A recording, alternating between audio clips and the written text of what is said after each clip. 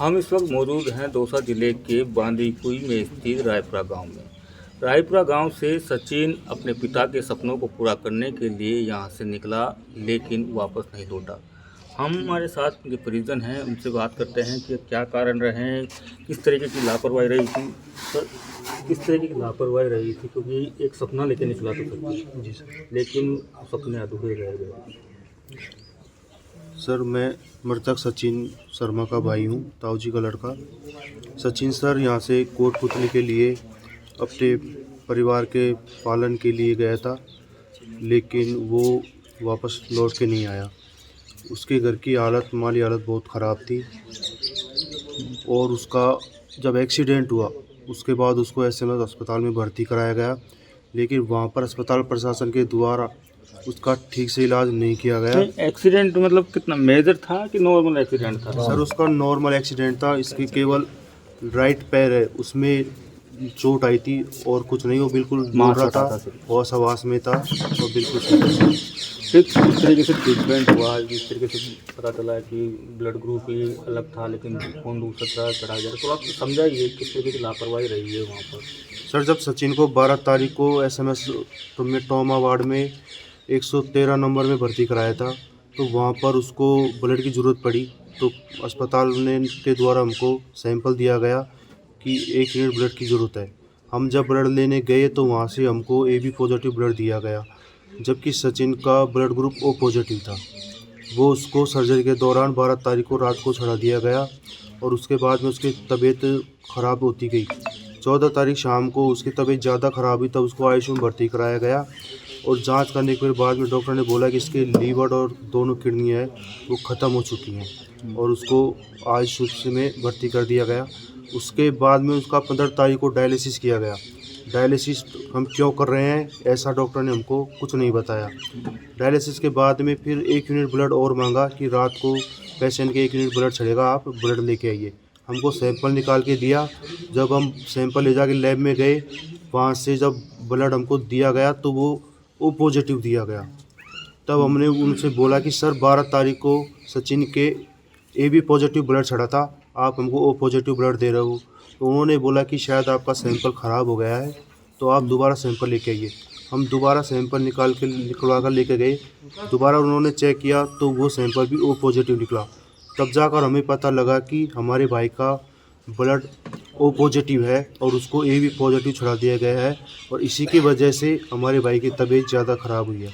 वहाँ बात नहीं की कि जो कर्मी थे इनसे कि भाई आपने चेक नहीं किया था क्या, या फिर क्रॉस चेक भी तो होता है, थोड़ा ही सीधा चढ़ा देते हैं? हाँ सर, हमने डॉक्टर सर थी वहाँ पे, उपासना मैडम उन और एक मधु सैनी, उनसे बोला कि मैडम आपने जो भी सैंपल दे के भेजा था सचिन का वो O पॉजिटिव आ रहा है, जबकि 12 तारीख को उसके AB पॉजिटिव ब्लड चढ़ा था।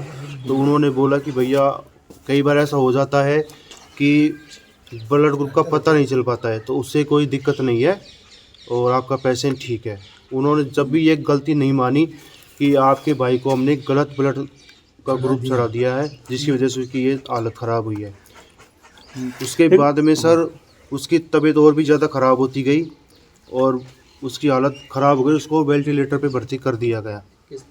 अगर सर 14 तारीख को हमारा भाई अगर उसी दिन ख़त्म हो जाता तो हमें ये पता ही नहीं चलता कि हमारे भाई की मौत गलत ब्लड चढ़ाने की वजह से हुई है। फैमिली की बात करें तो फैमिली की बात में थोड़ा बताइए कि उससे पहले पूछूँ कि उसके बाद में धरना प्रदर्शन भी हुआ था अस्पताल का, काफ़ी लीडर्स भी आए थे, कांग्रेस के भी आए, बीजेपी के, क्या कुछ बात हुई थी, क्या कुछ आश्वासन दिए थे आप लोग? सर वहाँ जब भाई की 23 तारीख को डेथ हुई उसके बाद में सर वहाँ पे सभी गाँववासी और समाज बंधुओं के द्वारा और परिवार के द्वारा धरना प्रदर्शन किया गया और जो भी दोषी थे उन सबको सज़ा दिलाने की बात की गई, लेकिन अस्पताल प्रशासन के द्वारा कोई संतोषपूर्वक जवाब नहीं दिया गया। वहाँ पे धरना प्रदर्शन के दौरान हवा महल विधायक बाल मुकुंद जी, सिविल लाइन विधायक गोपाल शर्मा जी और बांचक टांकड़ा जी ये आए, लेकिन उन्होंने कोई संतोषपूर्वक जवाब नहीं दिया। समाज और गाँववासियों द्वारा पीड़ित परिवार को 1 करोड़ रुपए मुआवजा और परिवार के एक सदस्य को एक सरकारी नौकरी देने की मांग की गई, लेकिन वहाँ पर कुछ भी नहीं हुआ। सरकार के द्वारा बस लीपापोती करते रहे और वहाँ से हमको धरने पे से उठा दिया। एम्बुलेंस क्या कहा गया था कि भाई से लेके आए? किस तरीके से कह रहे हैं कि एम्बुलेंस का भी गाँव क्या था?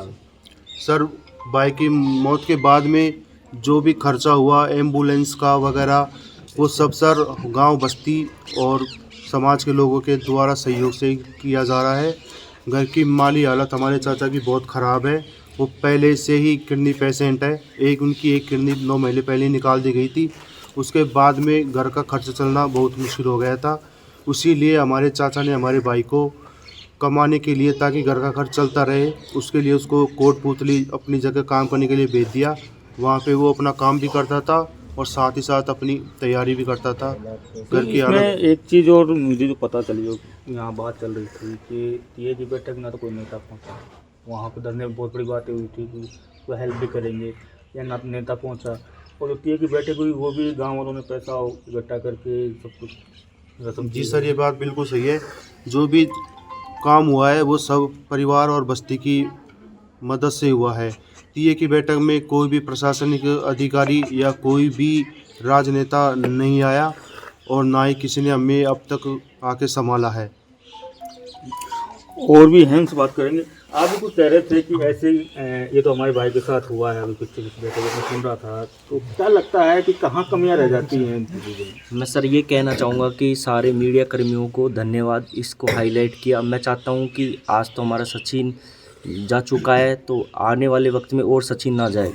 अगर आप हॉस्पिटल के हिसाब से देखोगे तो वहाँ कोई सुविधा नहीं है। वहाँ जो भी कर्मचारी लगे हुए हैं वो रात को सो जाते हैं, 1 बजे के बाद कुछ भी नहीं, इंजेक्शन लगा देते हैं मरीजों के, आराम से सोते हैं और उनको कोई फिक्र नहीं है कि मरीजों के साथ क्या होगा, कुछ भी नहीं।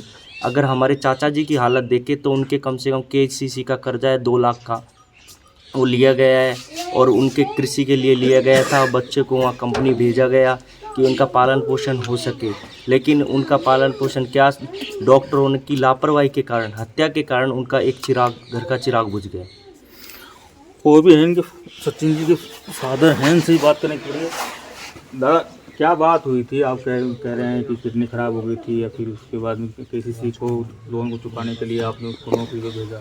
हाँ, मेरी साहब स्थिति यह हो गई थी कि मैं वहाँ काम कर रहा था। जो मेरी साहब एक पेट में दर्द उठा, फिर मैंने यार साहब हॉस्पिटल में दिखवाया, तुमने कि एक किडनी ख़राब है और दूसरी किडनी भी आपकी ख़राब हो जाएगी, आप ऑपरेशन करवा लो। फिर साहब मैंने अपने बड़ा हॉस्पिटल जयपुर जय के लोन में घर की एक किडनी का ऑपरेशन करवाया।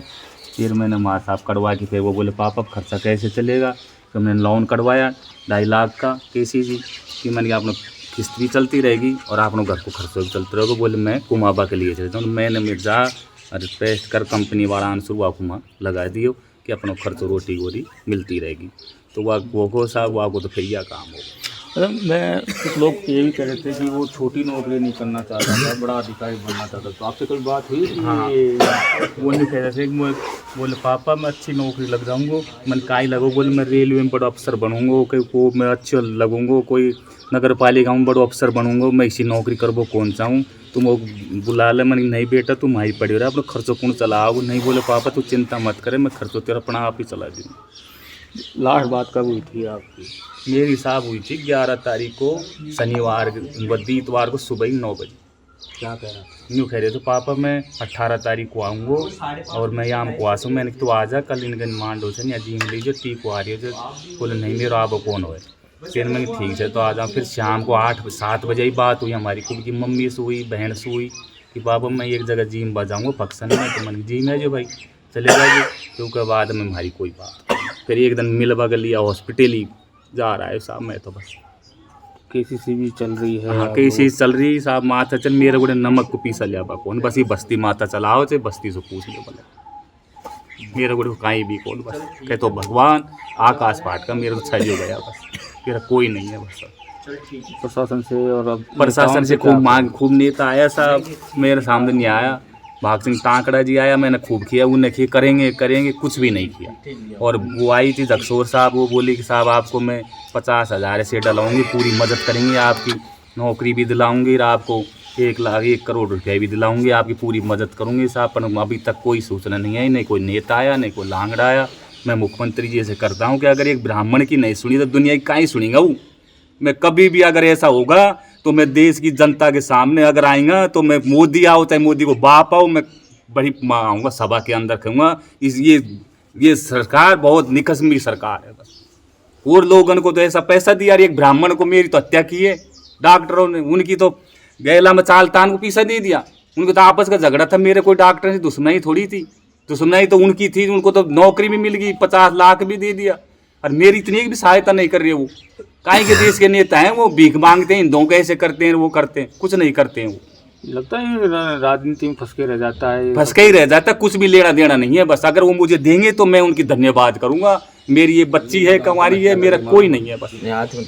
मैं आत्महत्या करके मरूंगा, चाहे प्रधानमंत्री आओ, चाहे कोई नेता हो, चाहे मुख्यमंत्री आओ, तीनों घर का आके मरेंगे बस। तो ये पीड़ा है एक पिता की, जिसका बेटा एक सपना लेकर निकला था, लेकिन वो सपना एक लापरवाही की भेंट चढ़ गया। संदीप मीणा, बांदीकुई, दौसा, राजस्थान तक।